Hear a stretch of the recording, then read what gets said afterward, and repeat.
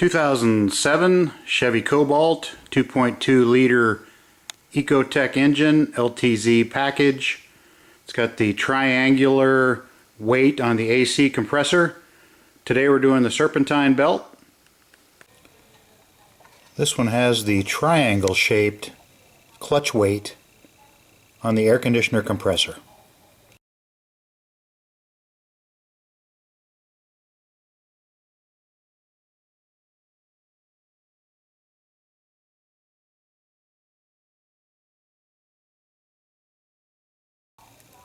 We're seeing some pretty heavy cracking there on the Serpentine Belt, along with that triangle shaped compressor weight on the AC clutch.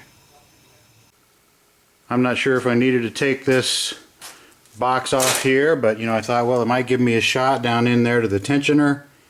Not sure that it helps. You're probably going to get to it from the bottom. I'm not going to do a full video today because I've already started. I didn't think this was going to amount to much. But getting that Serpentine Belt tool in there is about impossible. I noticed some other videos where they basically just took that bar and cut it down to size, because anytime I try and stick it in there, it just will not line up. You have no room to take the tension off. So I've got the car jacked up, got a jack stand there, park brake on, wheel chock behind the rear wheel. There's a splash shield. There's some 7mm bolts you take loose, a couple of push pins. It's a little more complicated than it seems like it should be, but you'll get that splash shield off. That'll expose the crank pulley there, and I'll give you a shot here in a second of the tensioner. But what I've done is cut a board to length, wedged it in there to take the tension off of that tensioner.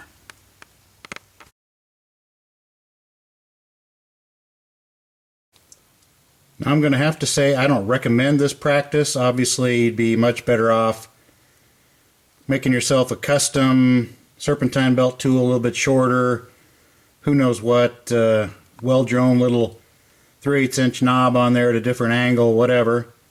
This is kind of dangerous. You don't want that board to slip off of the tensioner there while you're doing this, but I'm going to go up very carefully and get the belt off the alternator here in a second.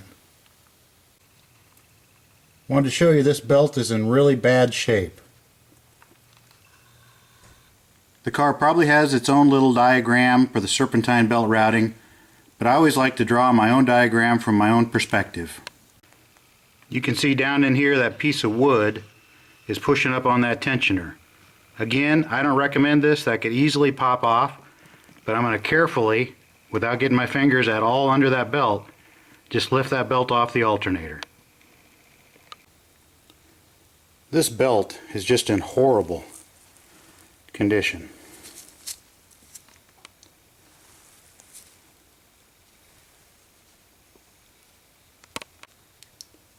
And that looks like some kind of truck tire tread or something.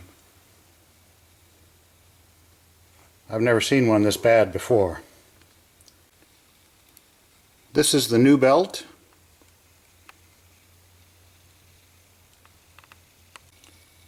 You always want to do a sanity check. I just put a thumb on each side and pulled them together, and they appear to be about the same length. So we're going to go ahead and install it. Once again, I am not at all proud of this. Please do not try this. It's supported up there with that board holding the tensioner. I've got it on the alternator and the air conditioner. So I've got the belt on the air conditioner, on the alternator. Still got my stick holding up the tensioner. I've got it mostly around the crank pulley. Now I'm going to take a socket and a ratchet and slowly turn the engine over and pull that belt onto the crank pulley.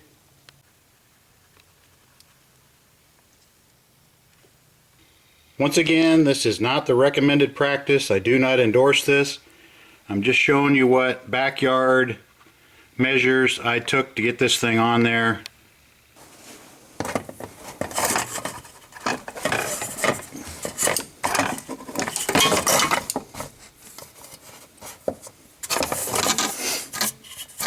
having a lot of trouble staying out of the way here and getting enough tension on my, push it hard enough on my wrench, but I think she's on there. I can't quite see.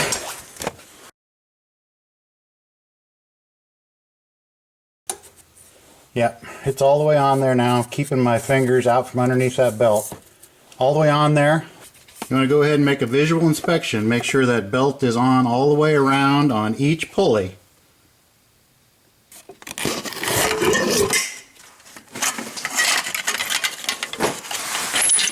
And once I'm done there, I'll release tension by slowly moving this board out of the way.